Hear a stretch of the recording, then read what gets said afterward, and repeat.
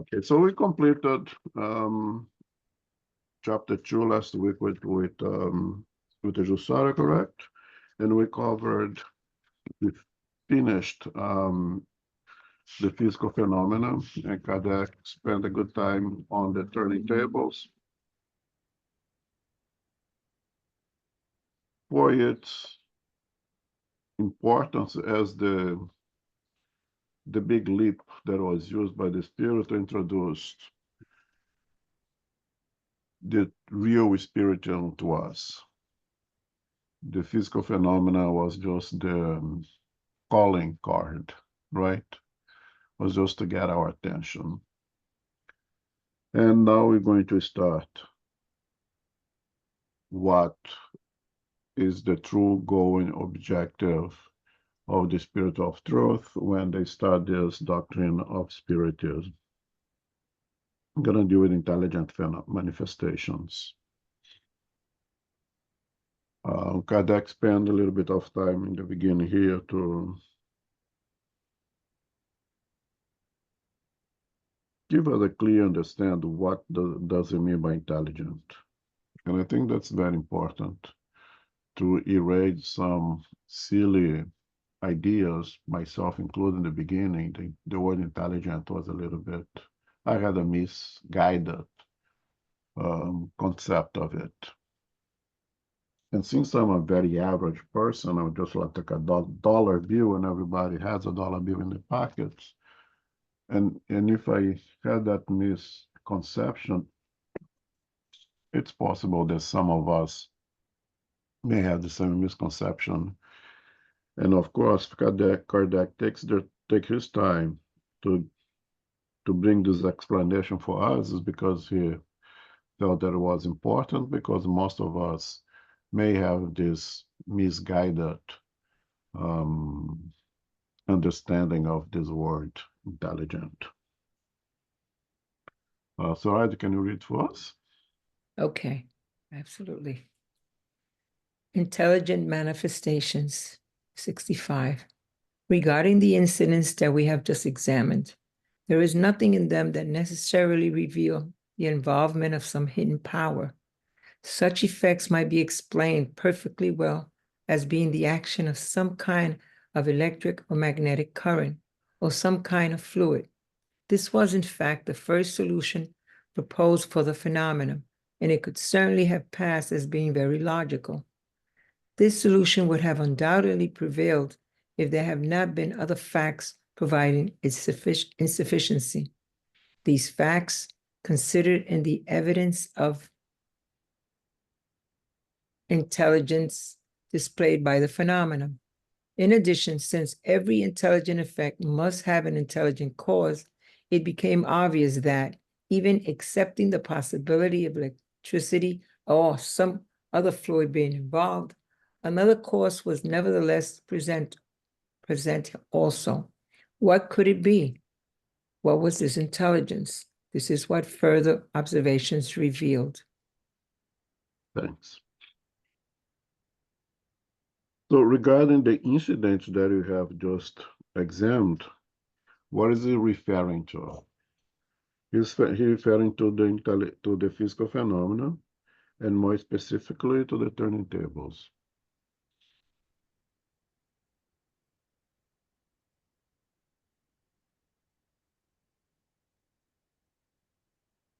A physical phenomena, a physical manifestation observed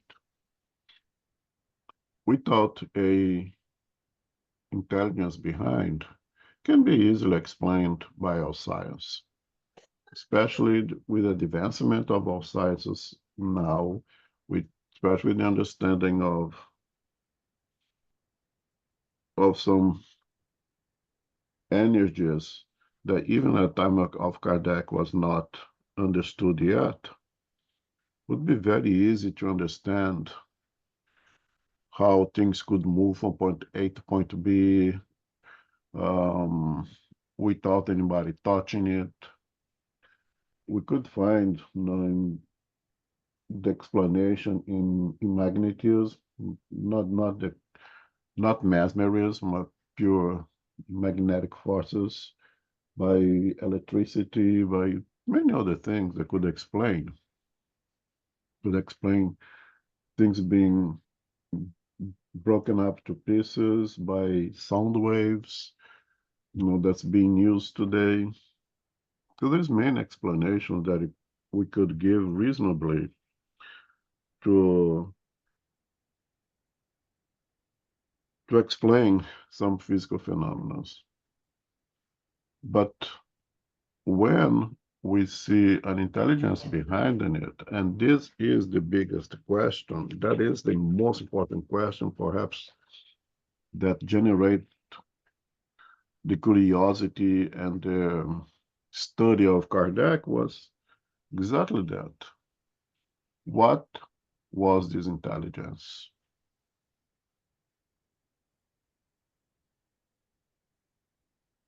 And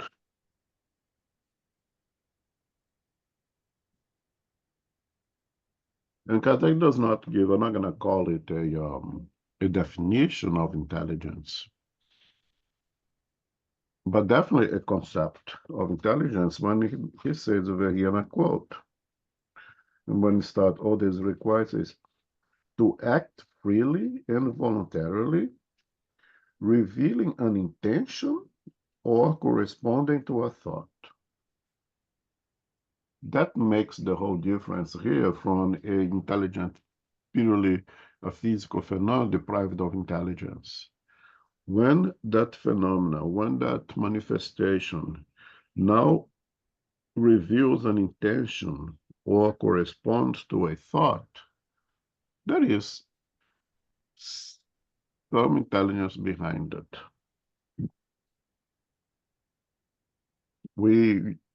So this is one concept of intelligence. I'm not going to say there's a definition. I don't think it is. And I don't know what the definition of intelligence, by the way, if anyone knows, I'd like to hear it. But it's definitely, to me, a very good concept. Okay? As an example, we can use, let's say, a dog that you take a treat, put on the floor, show it to the dog and say, don't touch it, just to watch it for me. I'm going to go in the room and I'll come back. And you come back 2 or 3 minutes later, and the dog is there drooling to death, watching that treat, but would not touch it because it told it not to touch it. There is an intelligence behind it. It reveals that the dog was used to use something to overpower its instinct. Because the natural instinct of the dog was to jump on that treat and swallow it right away. Something was strong, overpowered the instinct. That thing we call intelligence. It was able to be trained, was able to acquire that potential of resisting the temptation or overpower its instinct. It's intelligence. And there is an intention behind that. And reveals the correspondence to a thought. The thought comes from me that I told the dog what to do and the dog did it. That cannot be explained by purely magnetic forces, electricity, any kind of physical power over there. There is something there. And that's what motivated Kardec, at least at the first glance, say what is behind of it.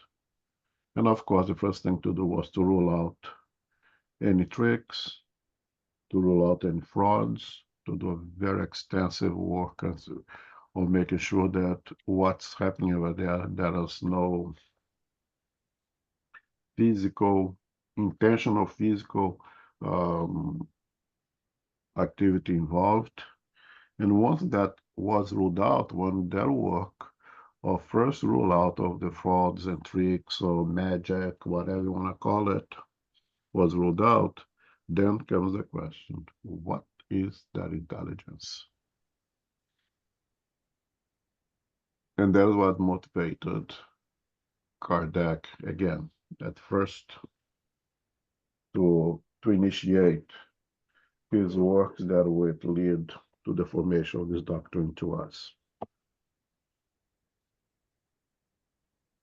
Comments, question? Comments, question? I know I went ahead on 66 and gave this concept of intelligence, but I think it was important. Well, let's read and repeat it. Okay. Number 66. In order for a particular manifestation to show intelligence, it does not have to be convincing, clever, or wise. All that is required is for it to act freely and voluntarily, revealing an intention or corresponding to a thought. When we see a weather van moving under the force of the wind, we know that it is only obeying a mechanical impulse. But if we were to recognize signs of intent in its movements, if it turned right or left and quickly or slowly in obedience to our orders, we would have to admit that it was not the weather van itself that possessed intelligence, but rather that it was obeying our own intelligence. That is exactly what happened with the tables. And that's what I said, that the problem with the definition or concept of intelligence. We may have the idea when you say the word intelligence that we think of something as extremely wise and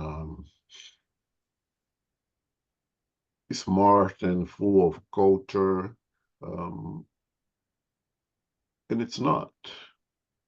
Again, I mean, a dog being able to resist the temptation over and not eat the treat is a manifestation of intelligence.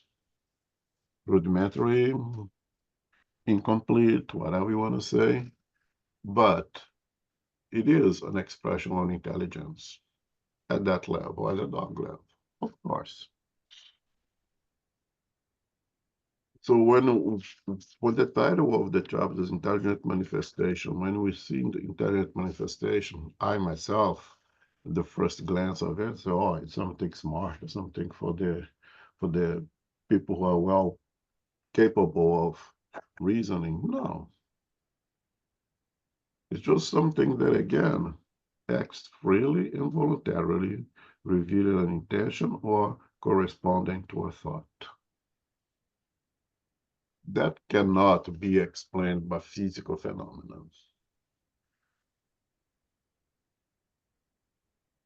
If you redirect the direction of the weather vane, when the wind is blowing to right, and it should be rotating towards the right, and you reverse it, something is doing that, because naturally, the natural force of the wind is to make it go in that direction. If it goes the opposite direction of the wind, there is some intelligent power that this weather vane is obeying. It may be a machine. Oh, but it's a machine. Well, but that machine was developed by an intelligence, and that intelligence is what command that machine to redirect the movement of that weather vane. Right? So there is intelligence guy. Even if you say, oh, the machine is doing it. Well, when you drive in a car at 80 miles an hour on the highway and you turn right or left and going to the brake when there is a car in front of you, it's the car that is doing it. No, it's the intelligence behind of it. If there is no intelligence behind of it, the car would be doing nothing, would be stopped, right? But there is an intelligence that makes it move, that makes it turn right or left, to make it stop or go. It is a machine indeed, but there is an intelligence behind of it. And there is an intelligence that created that machine that was meant to obey an intelligence that is in command of it at that moment. You can explain the mechanical, the aerodynamic, all the things that the car is doing physically, but you cannot explain the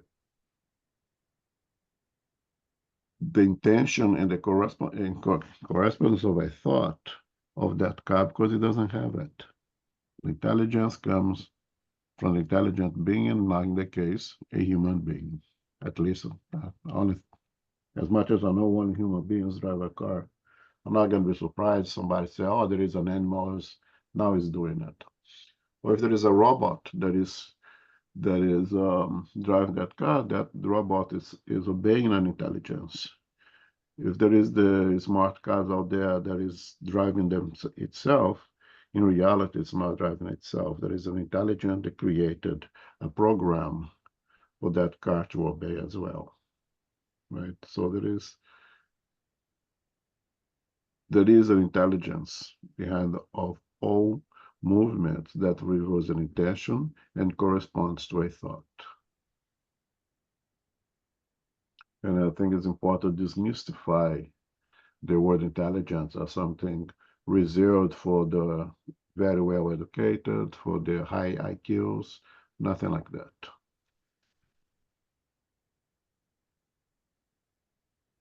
Okay, comments, questions? 67 then? Okay. We have seen a table move, rise into the air, and produce raps under the influence of one or several mediums. And the first intelligent effect observed was that it obeyed the orders given to them. Without moving about, the table alternately stood on the legs that were indicated to it. Next, when it was squared on the floor, it produced a certain number of raps in response to particular questions. At other times, and without any touching it, the table moved around the room by itself, going right or left, backward and forward, and executing the various maneuvers that the participants required of it. It was obvious that we could rule out all suspicion of fraud. We accepted the unquestionable fidelity of the participants because of the honorability and complete disinterestedness. We will later address the issue of fraud, against which it is prudent to guard oneself. You can go ahead, 68. Okay. By means of raps, mainly those produced within the wood itself, which we have already addressed, even more intelligent effects were observed, such as the imitation of beating of drums, the discharge of muskets by a file or platoon, the firing of cannons, the rasping of a saw, the strike of a hammer, the rhythms of certain arias, etc. An entire vast field was therefore opening up to investigation. It was further reasoned that if there was in fact an invisible intelligence present, it might be able to respond to questions, and in fact it really did respond with yes or a no, according to the number of agreed raps produced. Since these two responses were quite limiting, however, a system was established using a certain number of raps to correspond to each letter of the alphabet in order to form words and sentences. Okay.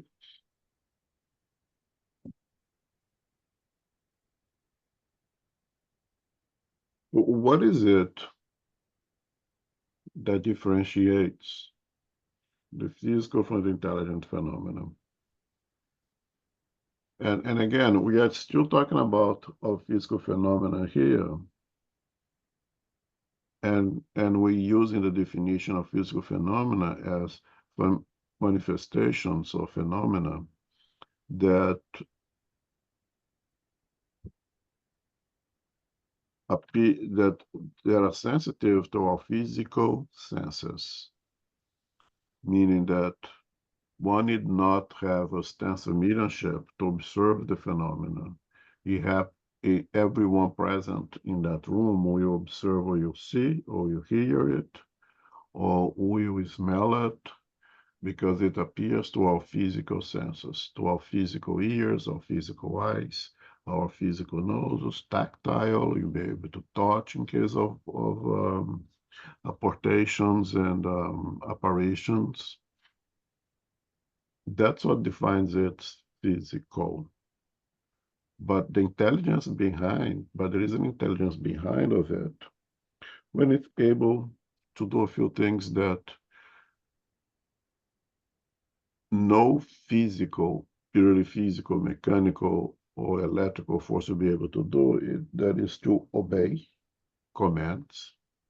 Move to the right, and the table move to the right. Move to the left, and the table is able to move to the left. When it's able to answer questions and start with simple reps, with simple making noise or simple moving to one point to another to answer a question. Let's say if the question is a silly question, who is wearing a red dress here? And the table will turn to direction of the lady who was wearing a red dress. To be able to answer yes or no, correct, because if you give a yes, a question that is yes or no answer, you have a 50-50 chance, right, to get it right or wrong. So we could just guess yes or no, and you have 50% chance of getting it right. But when you consistently get it right, and you're not talking about difficult questions that requires a good intelligence, but very simple questions that answer is yes or no. When you consistently give the right answer, then it's no more luck. It's not only 50% potential here, it's 100% getting it right. And statistically speaking, there has to be the intelligence force behind providing the right answers all the time. If half of the time the answer was right, half of the time the answer was wrong, you could even guess, even though it's hard to justify, and say, there is something mechanical with that, because there is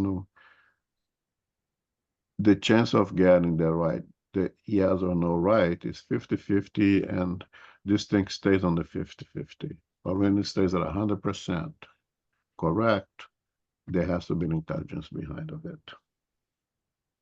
So again, the manifestation is a physical phenomenon because it appeals to our physical senses. The intelligence is the fact that it's obeying a command and that it seems to have a mind of its own. Sometimes it rebels, it says, it demonstrates, it demonstrates that it's irritated and even disappears, stop participating on anything else. A mechanical force would not have that characteristic of having a mind of its own and make decisions. I'm not answering anymore. I'm out of here. Right?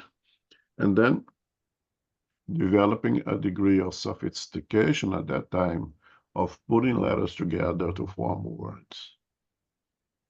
That is the absolutely utmost certainty that there is a definite intelligence and very likely human intelligence behind of it, because it's able to read and it's able to write. It's able to put letters together to form words. That's extremely eloquent and refined process that shows everything that I mentioned over here. Intelligence, reasoning, and a mind of its own, an ability to make decisions, right? Again, it could pick up letters and put words together, but that would not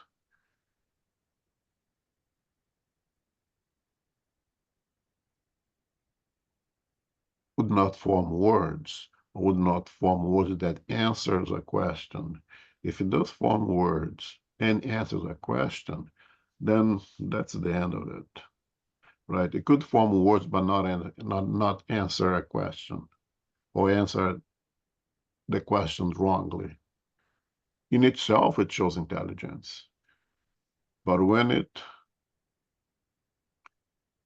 it puts the letters together, form a word, and that word answers correctly a question, then definitely there is a human-like intelligence behind of it. There's no way to deny it. Now, fraud, Kardec says already here. Yeah, we're going to address that later. We again have to rule out all the other possibilities before you assume that there is an invisible intelligence, the real invisible intelligence out there. So the issue of fraud is real and have to be addressed, and Kardec will address, of course. Comments, questions?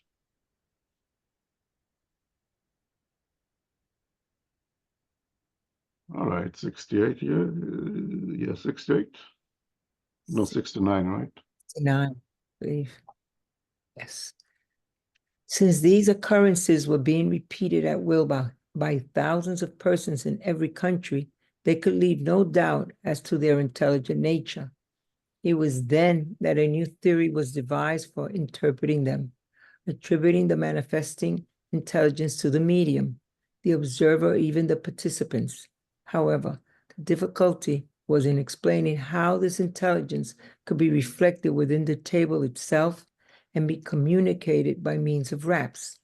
Since the raps are not produced by the medium, then they must be produced somehow by thought. But for thought to somehow be able to produce such raps would be a more remarkable phenomenon than all the incidents that had been observed. It did not take long for experience to show that this theory was unacceptable. In fact, the responses were very often shown to be completely opposite to what the participants were thinking and beyond the scope of the medium's intellect.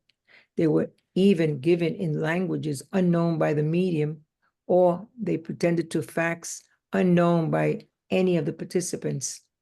Such examples are so numerous that it is almost impossible for anyone to be involved with spirit communications without having witnessed them many times. We shall cite only one example, which was related to us by an eyewitness.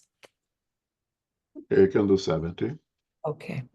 On an Imperial French Navy ship stationed on the seas around China, the entire crew, from the seaman to the captain, entertained themselves with talking tables. They decided to evoke the spirit of a lieutenant of the same vessel who had died 2 years previously. He responded, and after several communications that surprised everybody, he used raps to say the following: "I beg of you to pay the captain the sum of," he indicated the amount, "which I owe him, and which I regret not having been able to pay back before I died." Nobody had even known about it. The captain himself had forgotten all about the debt, which was quite small, by the way. However, upon checking his financial records, he found the entry of the lieutenant's debt in the exact amount indicated. Now we must ask, what thought could have possibly been reflected in this incident? So you see here the care of Kardec, the scientific methodology applied by Kardec in doing such a careful research before accepting anything, right? Especially something that is invisible, that it's beyond our physical senses to notice. Again, we can notice the phenomenon itself, but there is an intelligence behind of it that is not, our sense is not capable of seeing, of hearing, of getting it. And of course, many theories are developed. When you see the tables move by itself, when you see and you hear the raps, and you see the putting together of letters to form words, we're going to try to explain using first everything that we have. right? And that's the proper way of doing it. Like today, when we look for life in other planets or in other galaxies or anything else, one thing that the scientists in the field look is for the presence of water in any stage, vapor, ice, liquid, whatever. Because in our concept of life, there is a requirement for water. So we find water without the possibility of having life. I don't think the scientists absolutely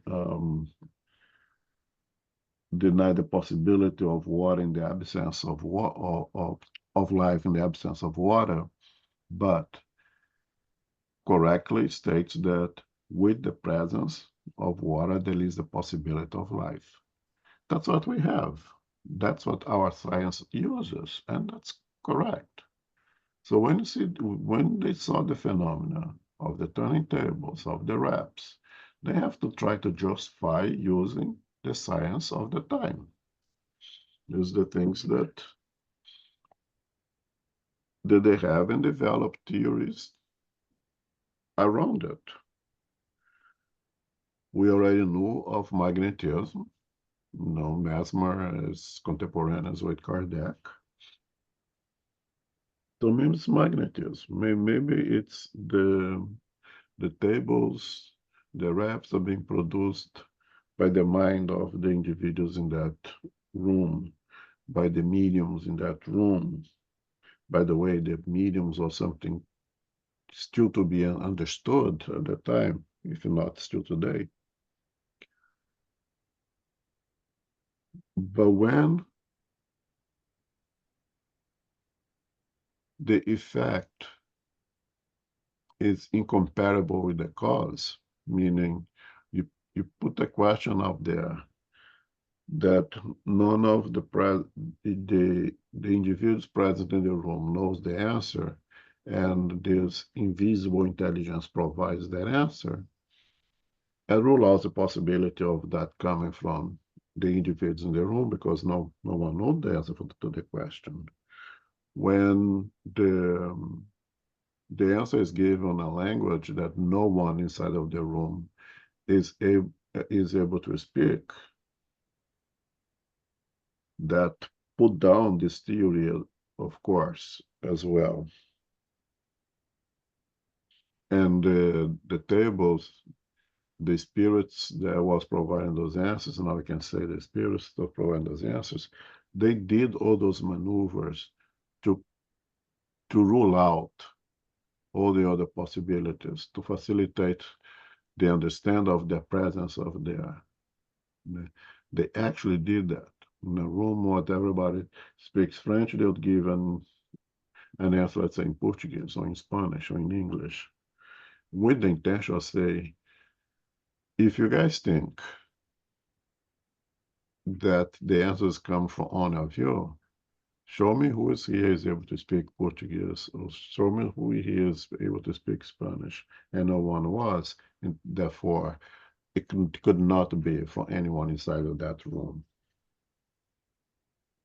And many cases have been done in that case, includes one that is give here on 70, we have answers to go to the whole thing. But if that's not a very strong evidence that this lieutenant who died two years prior was able to communicate and was able to ask for a favor of paying the money to the captain, and the captain indeed doing its own flashback and look back at his papers was able to see that indeed that captain died without paying that small amount,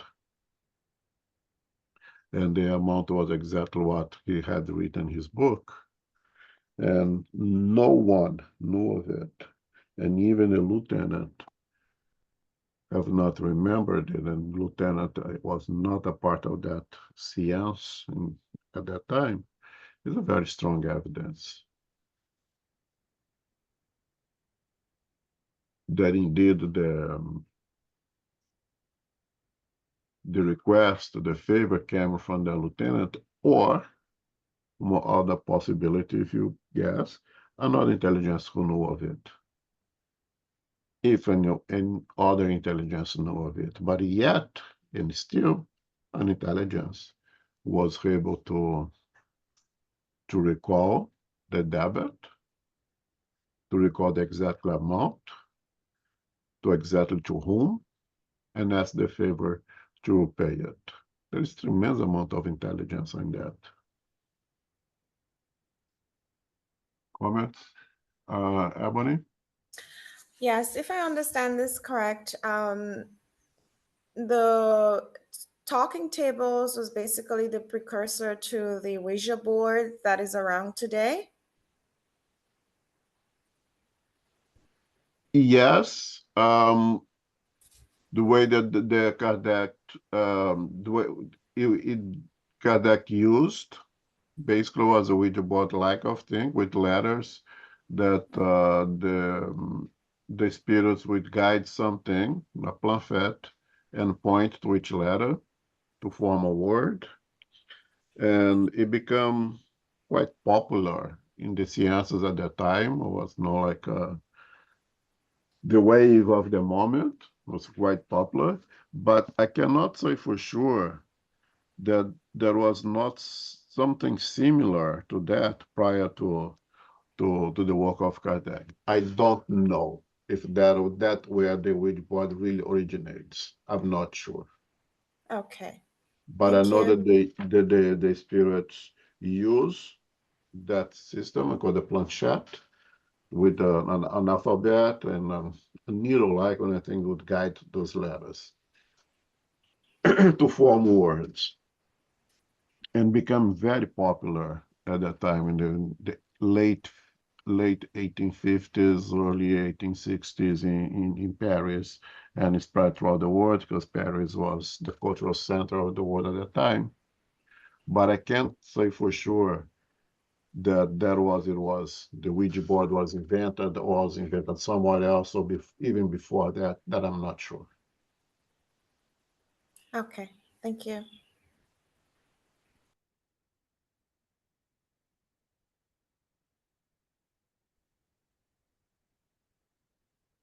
All right, 71.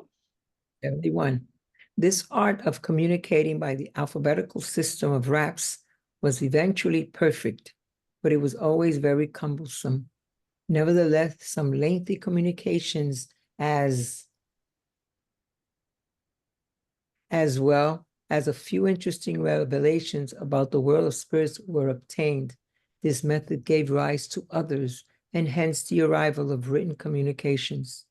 The first communications of this type were obtained using a miniature table to which a pencil was fitted and then placed upon a sheet of paper. Under the medium's influence, this tiny table began to trace out a few letters and then began to write words and sentences. The process was gradually simplified by using even smaller tables that were specially made to fit the hand, followed by tiny baskets, cardboard boxes, and finally simple plachettes. The writing was fluid, rapid, and easy, as if done by hand, but it was realized later that all these objects only served as extensions of the hand itself, simple pencil holders which could be dispensed with. In fact, the medium's own hand alone, impelled involuntarily, could write under the influence of a spirit without the concurrence of either the medium's thought or will. From then on, communications from beyond the grave presented no more difficulty than everyday correspondence among the living. We shall return to these different means later in order to explain them in more detail, but we have given a quick outline here in order to show the string of events that led to the realization that the phenomenon entailed the involvement of invisible intelligence, that is, spirits. Okay. So Number 71 complements what we just spoke about and the good question from Ebony. That there is an evolutionary path observed in the writings from the spirits. The very cumbersome and difficult and time-consuming reps to the tables with the table is still moving towards one direction or another to form to point to a letter, to develop a smaller table with a smaller alphabet, and there is this progression of the writing from the spirits, facilitating the writing and minimizing the length of time spent writing it. Until they come to a conclusion that all of these things that we are using over here, all those little planchettes on the tables, and all those needle-like pencil, little-like pointing to one letter and another, and it's complicated. Now they devised a new device in which they put a pencil in contact with a piece of paper, and the piece of paper and the pencil had a degree of mobility that could move right to left. And then this pencil had everybody seeing, watching it, could write basically by itself, which is a tremendous progress. And now the time is spent going to find the letter here, there, and there, and there is shortened by the pencil just writing it. And then they come to a final conclusion. Well, all of that is the same thing of a handwriting. So why not let the medium write itself? One problem with that is the degree of trust, right? Because now we can doubt, well, when I see that the pencil move by itself, I can believe that there is an invisible for intelligence writing it. But now if the pencil is in the hand of a human being, how could I say that these words coming in this piece of paper is not from the person who is holding that pencil? A degree of trust is necessary there. And this degree of trust is developed after they go through all the experiences, all the exercises to develop that certainty, that absolutely reasonable belief that there is an invisible intelligence that's writing, and it's not the thoughts of a incarnated person. It's not the thoughts of the person holding that pen or pencil. To reach that stage, they had to go through all those small evolutionary path of the reps to the tables, smaller tables, to the planchettes, and to reach a level in which we are comfortable, we trust that a human being, incarnate person, can hold that pencil and write the thoughts of the spirit. It's rather quickly, in my opinion, just a few years to get to that level. But that trust had to be there. But that had to rule out a lot of fraud, a lot of tricks, a lot of everything else to come to that trust that we don't need all this physical phenomena any longer. They came at the time that was necessary to call our attention, to grab our attention by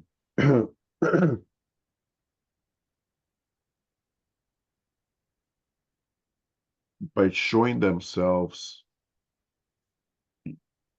by using our physical senses. We have to hear with our physical ears, we have to see with our physical eyes. We have to smell with our physical nose, and when we go that do all that exercise and are convinced that indeed whoever is producing those phenomena is an invisible intelligence that we're going to call spirits, then we leave the physical phenomena behind. We don't need that anymore. We can speed up the process because the intention of the spirits, the intention of the spirit of truth is not to present phenomena to us, is to educate us, is to bring to us progress, moral progress, according to Erastus in this same book. The only reason that the intelligence of truth get together under the direction of Jesus Christ, of course, being this as we understand the promised consoler, is to upgrade us, to elevate us morally. All their story to understand the process of mediumship, to understand the phenomena of the communicability between the two places of our existence. It's important to understand how it happens, but the objective is to educate us morally. And since we passed that stage of the physical phenomena, let's get together now and get busy now with getting as much information that helps us to progress morally. Comments, questions?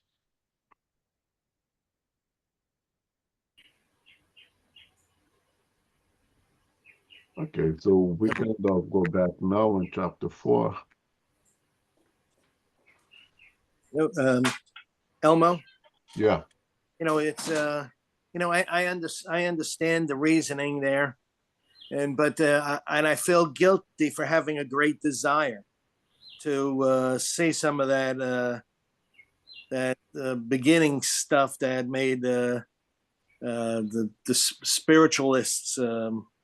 I read about it and it seemed so interesting, but so there's a little bit of guilt or something that I feel that I can't, my intelligence can't go past the desire. I don't see why to feel guilty. I think it's purely normal human curiosity that we all want to witness that. I would love to see an apparition. I'd love to see a physical surgery. One of my dreams, let's say, was to be able to visit a spiritual center that performed those physical surgeries and be waiting to see one. I would love to see that. The physical, I'm not guilty about that, not at all. I think it's totally human, and curiosity is one of those forces that project us forward in understanding things better, and it is very important. So there is nothing to feel guilty about it.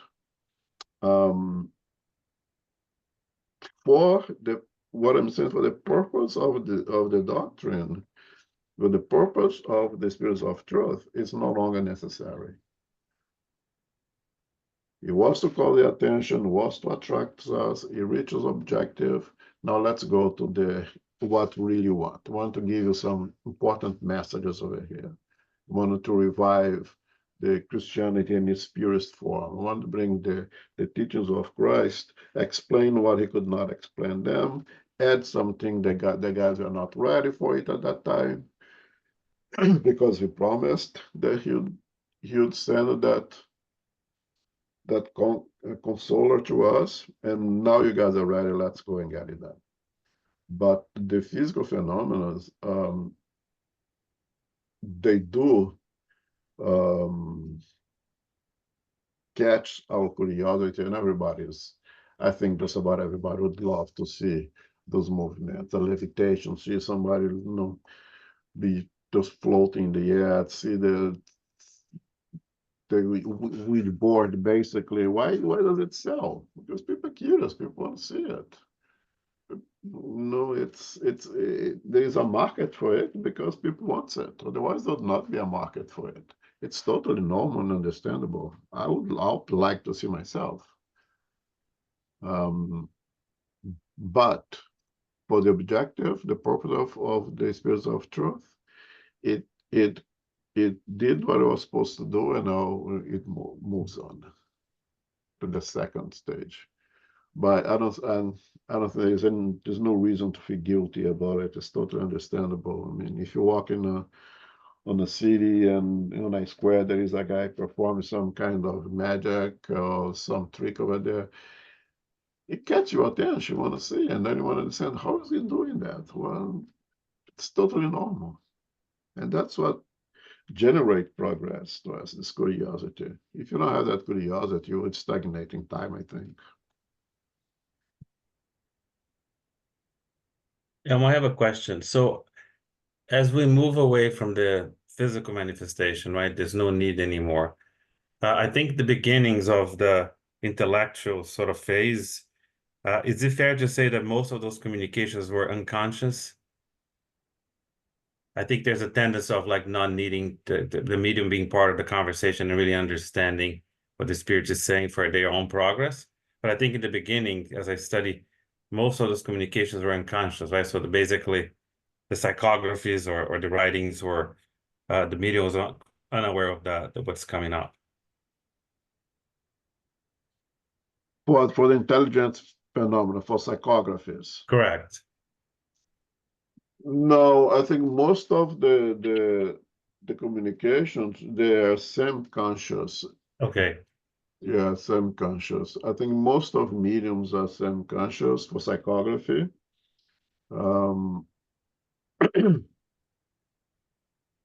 And no, this is me thinking out loud here. I didn't read it anywhere. I actually think in the very beginning, for the mediums who kind of discover his or her mediumship, and we still have a little bit of uncertainty about it, something new for you, right? That if you're 100% conscious, you doubt yourself a lot more, right? I mean, I feel that it's really me thinking over here and have that be totally comfortable now that's not my thought. If it's the same conscious, it's easier for you to say, no, this is for someone else. This is not myself. This is not mine. But there's me thinking here. I didn't read that anywhere. I think the ladies who work with Kardec most of the time, they were semi-conscious, but he was receiving a lot of communications through a lot of places in the world, and we don't know if those mediums were fully conscious, semi-conscious, or unconscious. And I think there was a mixed bag of it. But I understand your point, being conscious, then you would receive the message. But then again, if you write it, you're gonna read it and study, and regardless. That's the beauty of the psychography. It's there in a piece of paper for you to read and read again and read again and take it or not. Right. Thank you.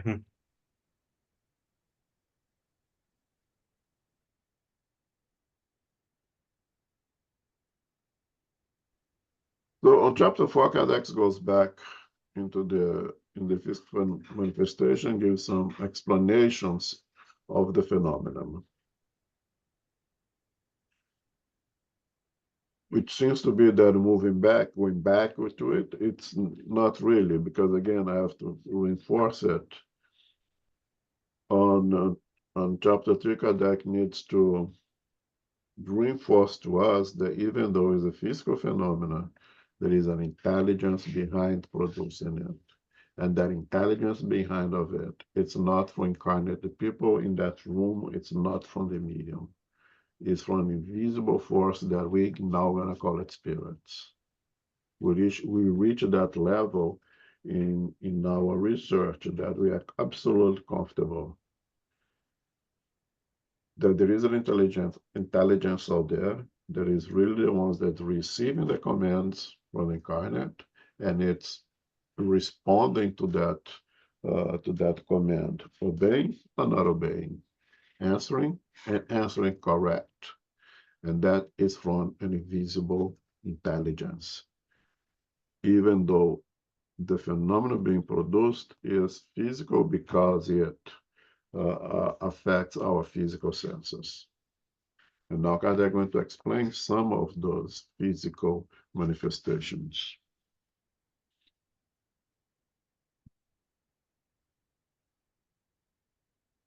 Okay. Movement, suspensions, noises. 72. Having used both reasoning and phenomenon to demonstrate the existence of spirits, along with the possibility of their being able to act upon matter, we must now determine how their actions are produced and how they operate in order to move tables and other inert objects. One idea that naturally occurred is the one that we held to for a while. However, the spirits contested it and provided us with a completely different explanation. One we did not anticipate at all. However, it is obvious that their explanation did not originate with us, or our original idea could have quite possibly been held by others as well. As for the spirit's explanation, we do not believe that it could have ever occurred to anyone else. It is certainly easy to see how much more superior it is than our own, although it is also simpler because it offers a solution to numerous other incidents that had no satisfactory explanation. Okay. So as I said before, Kardec needs to demonstrate and prove to us that intelligence producing the phenomena, although the phenomena is physical, is intelligence outside of the realm of the incarnate. We're going to call them spirits. And again, we need to provide explanation to things, right? We need to find the answer to the questions. And very often, if we don't find a one objectively find one, we make up what is more likely to be. And that's how science progresses, creating theories, creating hypotheses, put it to work, and then find that hypothesis to be right or wrong, and accept the fact of being right or wrong. And it's not a waste of time. It's a way to discover things or discover things that does not work, right? And in the case of trying to explain now the phenomena, now I believe that spirits are acting upon matter and making matter do things that appears to be mechanical, but it's not. So if it's not mechanical, how is it? How do the spirits does it? And Kardec tells here that they come out with their own ideas. The individuals were studying the phenomenon, not knowing the answer, not being able to objectively find the right theory, make the ones that is most plausible in accordance to their observations, and they all got to be wrong, which is good because you do the work to find out that it's wrong, right? Or in this case, you receive the revelation that it's not right. Okay, which a gift. From time to time, the divine benevolence sends to us revelations that act as a catalyst that accelerates exponentially the speed of progress.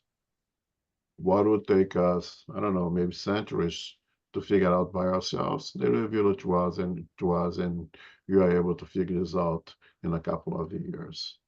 This is a very enzymatic or catalytic phenomena, and that's sometimes the revelations come to us like that, right? The revelations of the Ten Commandments of Moses, and all the revelations of Jesus Christ, or the revelations that came through the third revelation being spirited, are catalysts of progress. And Kardec mentions over here that they come out with their own ways to explain, and they were all wrong. And the explanation was one we did not anticipate at all. Moreover, it's obvious that the explanation did not originate with us, because we got it all wrong, right? Our original ideas could not have quite possibly been held by others as well. No one had this information. It was a true revelation from the spiritual world.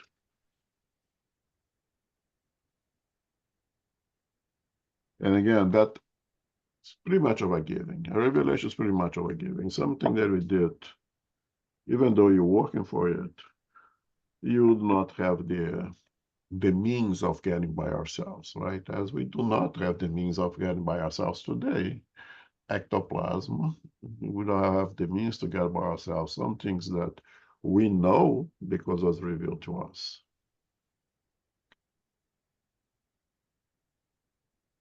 But having that explanation that was revealed from the spirits to us, it answered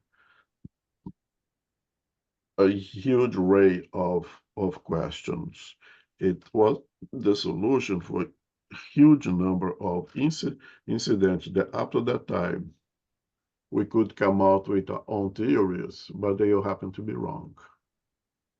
And when we got the one from the spirits, it made completely sense and was like, oh, thank God they come to me, because now it thinks that makes sense, right? So let's see what are those revelations. Hopefully they'll tell us soon. You can read 73, 74, okay? No, 73. 73, okay. Knowledge of the nature of spirits, their human form, the semi-material properties of their spirit, mechanical action they can exert upon matter, and the occurrence of apparitions of fluidic, and even tangible hands that can lift objects and carry them, naturally led to our belief that a spirit simply used its hands in order to turn a table, and that it lifted it by using its arms. But if that was so, then what was the need for mediums? Couldn't the spirit act by itself? Since mediums often rested their hands upon the table in a position contrary to its movement, or did not even place their hands upon it at all, they obviously could not aid the spirit with any muscular movement. Let us see what the spirits whom we asked had to answer about the matter. Okay. 74. No, it's okay. Thanks. Oh, okay. We all know that Columbus eggs, right? And for those who know, I'll take the liberty to repeat it. It's said that when Columbus was coming from Europe to discover America, there was what I call the calm in the middle of the ocean, and was a completely death of wind. There's no wind at all. And since they require wind to move, they were stopped. And it was from time to time that would happen. And when that happens on a ship, there's no time to waste, right? It's time to clean up here, it's time to fix that thing that we didn't have time to fix before because we're moving and this and that, and to do all the work. And the finish of the work, everything was done, everything was spotless, there's nothing to do, but now it's just wait for the wind to come back. A group of seamen was around the table with an egg on the table, and Columbus passed by and said, what you guys doing? So we're trying to figure out who is able to put this egg standing up without fall. And Columbus said, but that's very easy. It's not easy. We're trying over here for hours. No one is able to do it. Okay, I'll show it to you, Columbus said. They pick up the egg, tap gently on the what I call the tip of the egg. Make it broke the shelf slightly without spilling everything. It was able to stand the egg up and say, see how easy it is. And the crew said, no, but that's easy. That everybody can do. And Columbus answered, yes. After one person does it, everybody else can do it. And that goes as a good example here of how things happen to us. For us now to imagine the communicability happening or the physical effect happening through something called ectoplasm. It's common sense to us, right? But before the explanation of ectoplasm, to imagine that the spirits, invisible, we without our physical body, would be the ones who was actually lift the tables, was actually carrying out the individuals and make the levitate, was actually the ones who was picking up the planchette or picking up the pencil and write the words. It's very plausible, right? So the spirit is doing it. But if the spirit is doing it, the spirit can use their own arms, their own hands, their own strength and lift the table and lift someone else and make someone else levitate. What do we need mediums for? What's the function of this medium? You don't need any medium. The spirit does everything by themselves if they use their own strength, if they use their own hands, their own arms, right? It's even silly for us to imagine that now, but before things had been provided to us, we have to come out with our ideas. And that is the case of the Columbus eggs here, that now that we understand how the phenomenon pretty much happens, everything makes a lot of sense. It's easy, everybody can do it. But somebody has to come out with that idea first. Somebody has to think and put the thought to a test and make it work first. And once it's done, now everybody can do it. Right? That's pretty much the way things happens. And same thing here with the revelation of the spirits. We're trying to figure out how to stand up that egg, and we try to figure out how the spirit does it. Well, the spirit might have very strong arms, or maybe quite a few of them together, and each one in one corner, and boom, they lift the table. And everybody seems to be quite wrong. And once you got what is factual, you almost feel silly. But there is nothing silly about that. You have to do the work to get to that right answer. Right? And sometimes the right answer is nothing of what our observations are leading us toward. So now let's see what the spirit has to say or how those manifestation happens. So the spirits actually have strong arms and hands. They are able to lift up a table, a piano, a human being, or do they bring their own machines? How does it happen? And St. Louis is the one that provides some of those information to us in 74. Okay. Number 74. The following responses were given by the Spirit St. Louis and were later confirmed by others. Number 1. Is the universal fluid an emanation of the divinity? No. Is it a creation of the divinity?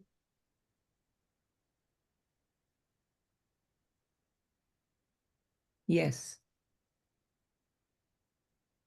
Is the universal okay? Everything has been It has created except God. Okay.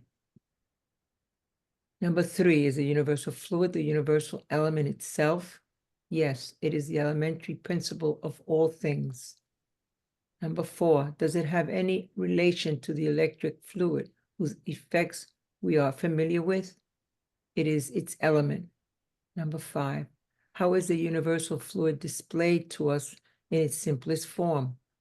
To find it in its absolute simplest form, one would have to ascend toward the pure spirits. In your world, however, it is always modified to varying degrees in order to form the dense matter all around you. Nevertheless, you can say that it is closest to its simplest form in the fluidic known as a magnetic animalized fluid. Number 6, it has been stated that the universal fluid is the source of all life. Is it at the same time the source of all intelligence? No, this particular fluid merely animates matter. Number 7, since it is this fluid that forms the perispirit, it seems that it undergoes a kind of condensation, which to a certain point approaches matter per se. As you say, to a certain point, because it does not possess all the properties of matter per se, and its condensation is greater or lesser, according to the nature of the various worlds. Number 8, how does the spirit move a solid object? It combines a portion of the universal fluid with the fluid emanated by the medium in order to move it. Number 9, do spirits lift tables using their arms, which have become solidified somehow? The answer to that question will not yet tell you what you want to know. When a table moves underneath your hands, it is because the spirit who has been evoked has taken enough of the universal fluid to infuse the table with artificial life. Having prepared the table in this way, the spirit attracts it and moves it under the influences of its own fluid, which it emits by exerting its own will. When the object that it wants to move is too heavy for it, it acts for the help of other spirits who possess similar characteristics. Because of the ethereal nature, the spirit in and of itself cannot act upon dense matter without some kind of intermediary, that is, without the link that connects it to matter. This link is what you call the perispirit, and it provides the key to all physical spirit phenomena. I believe I have explained the matter clearly enough to have made myself understood. We would call attention to the sentence. The answer to that question will not yet tell you what you want to know. This spirit understands perfectly well that all the preceding questions had the sole purpose of leading up to question 9. He was referring to our thought, wherein we had in fact anticipated a different response, that is, one that would confirm our own idea about the way spirits move tables. Number 10. Yeah, good, thanks. Do number 10, right? Yeah, you can stop on that, thank you. Okay. Are the spirits whom it calls upon to help of less evolved nature? Are they under its orders? They are almost always its equal and come spontaneously. Okay.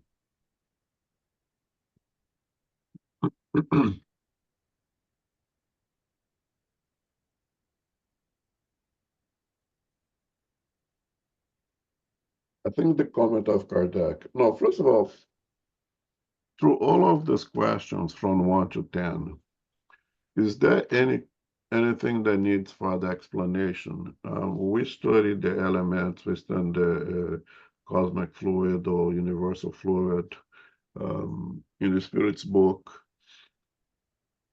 Is there any question regarding to those answers from St. Louis that requires further explanation, something that perhaps I would be able to explain better, which I doubt, but please, because I want to make sure that we all know what is Kardec asking, and of course what St. Louis is answering.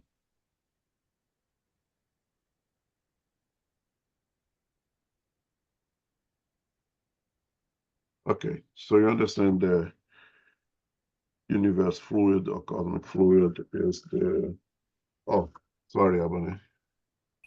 It's Go all ahead. right. I understand the universal cosmic fluid to mean the basic element of the universe. Would that be a good understanding? Yes, that's perfect understanding. You understand that again, if you go to that, the trilogy, right?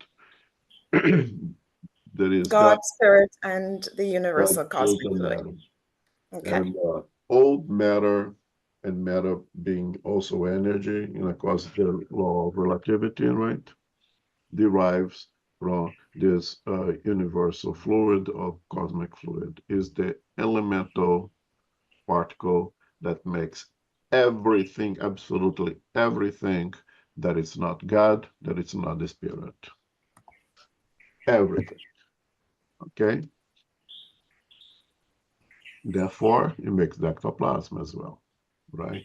And that is the reason Kardec is going around and around and around. And in question, and in his comment here on 9, Kardec says, the spirit St. Louis knew exactly what our thought was, and exactly that where we are trying to go.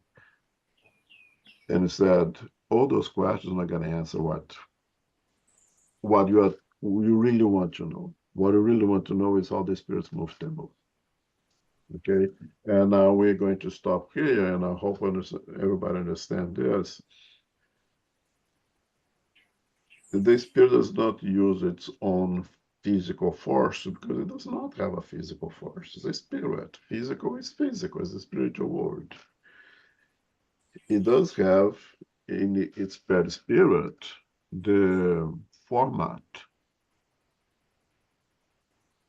of a human body, right? It has arms, hands, and the spiritual world that may do things using arms in the spiritual world relating to the matter associated to the spiritual world, and use the word matter here very loosely, of course.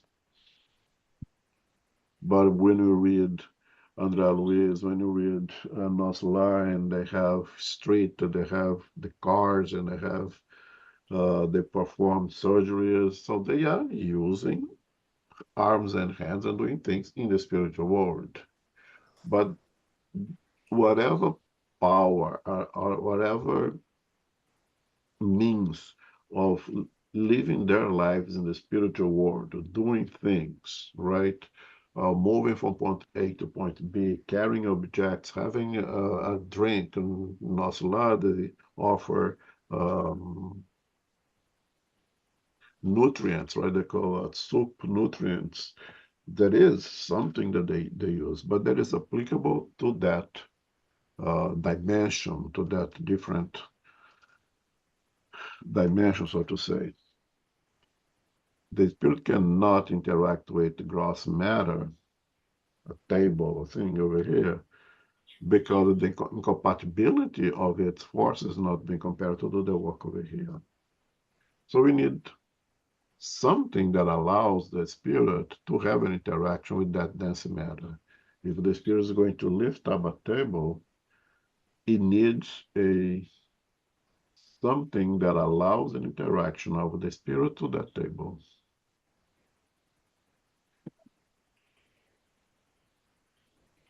And it's like the example that we can use, saponification, right? It's very simple. Water and oil does not mix, right? If you put your hand on a bottle of oil, load your hands with oil, and wash with plain water, you're not gonna get rid of that oil in your hand. Your skin have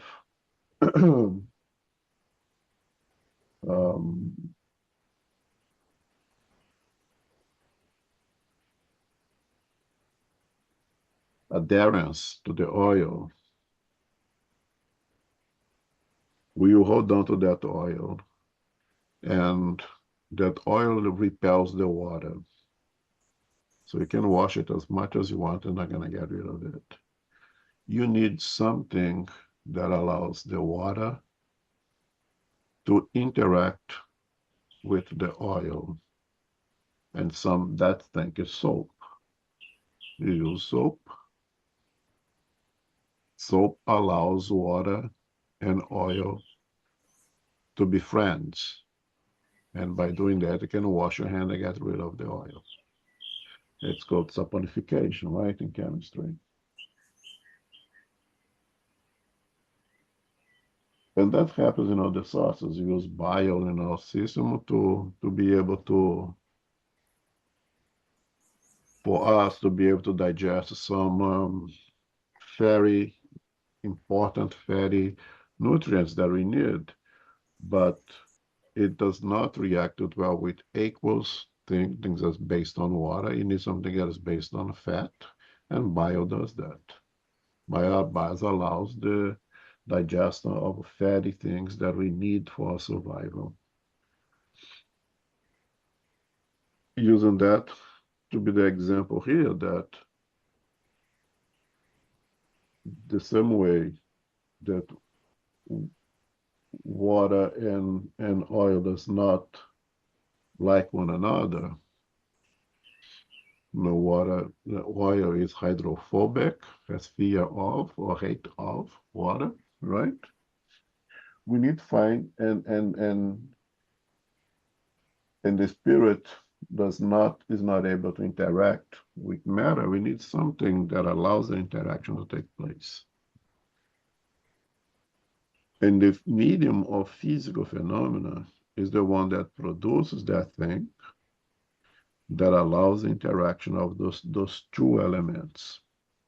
The same way that soap allows water to mix with oil, mediums of physical phenomena produce something that allows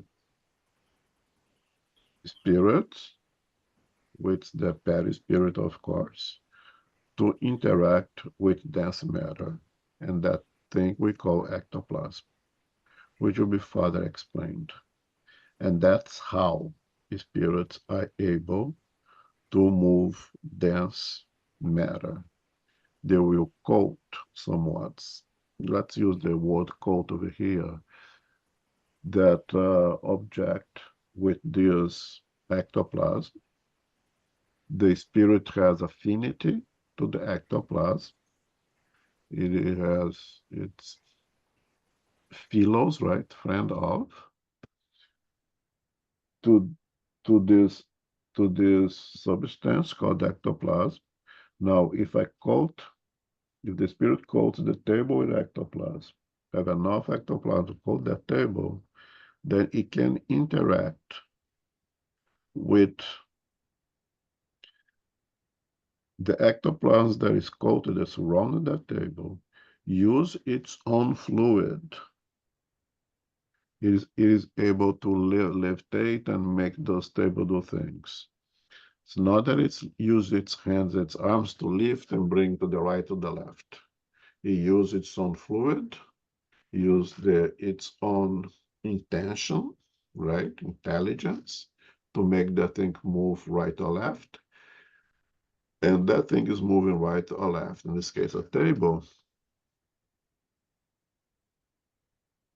being inert, but the ectoplasm, it's now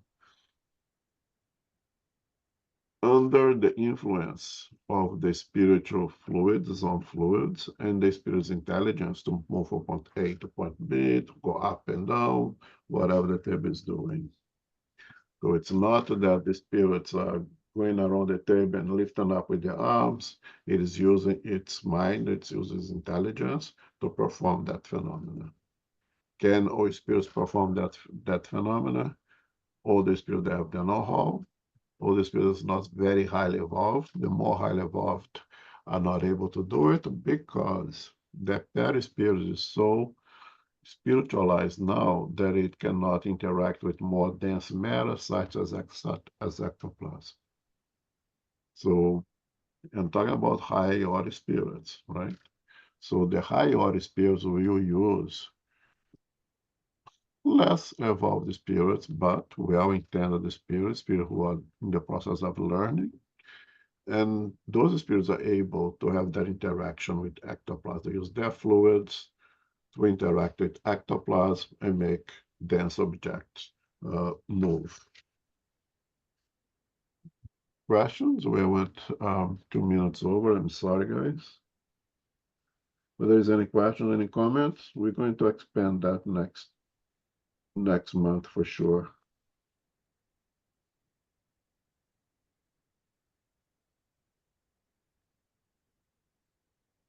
That's good for next month to expand upon this, because I think I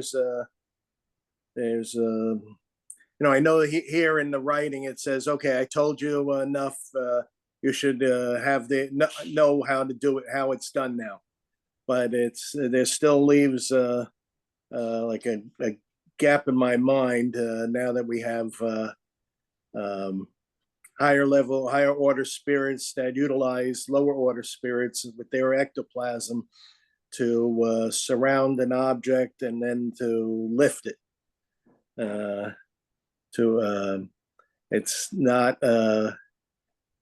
It's not them producing like a lever of ectoplasm that actually moves something.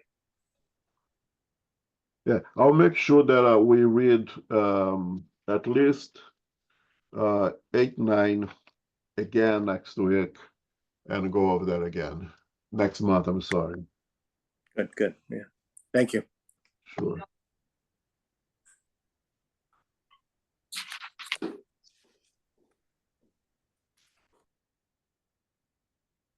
See.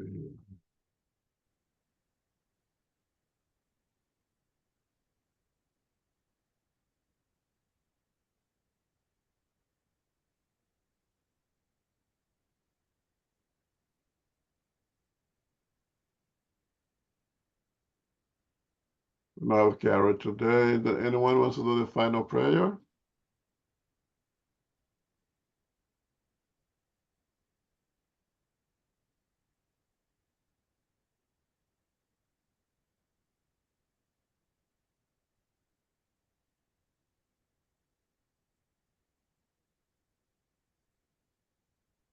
So I'll make the final prayer then.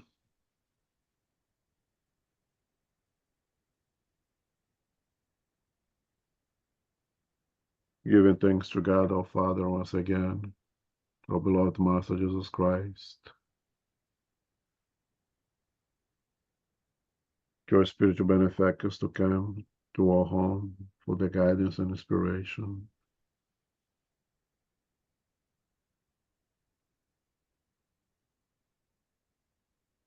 Beloved Master,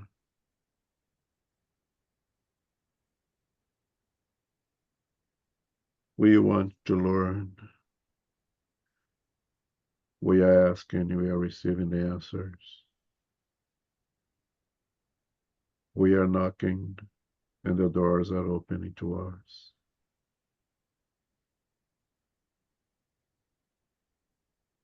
We are aware of our limitations, of our vices, and how much we still need to learn.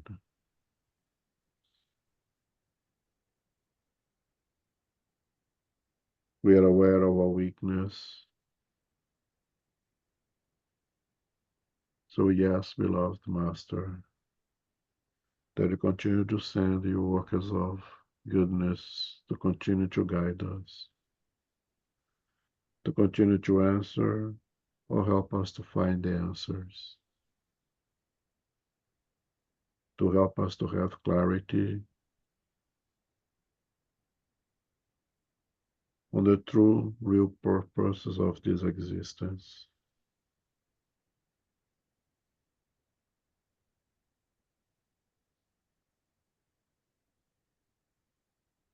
We have absolute faith and trust that you are with us, leading us towards our progress. Forgiving our trespasses,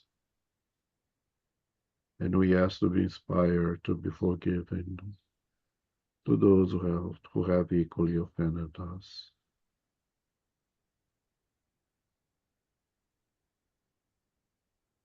We trust that you are with us and ready to lift us up when we fall.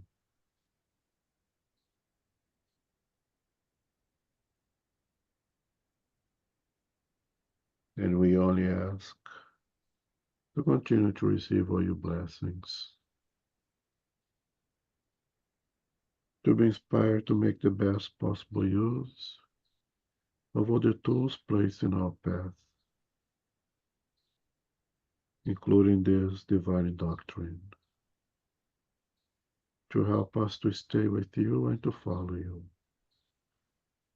as much as you are always with us.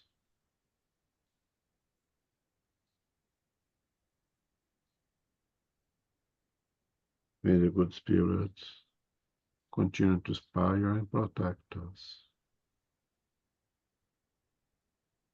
that we be able to maintain or to gain our health, to be safe, to maintain our thoughts, our sentiments elevated, to avoid being victimized by those who still does not follow you. Grateful for this opportunity, we ask permission to close this meeting. So be it. Thanks, everyone. Enjoy the rest of your day. I have to run and start cooking. I'll see you guys soon. Take care. Have a nice- Everyone, be well. Bye. Thank you all. Thank you. Bye. Bye. Happy Father's Day to those fathers. Yes, Oh, to everyone. Happy Father's Day. Happy Father's Day. Thank you. Bye.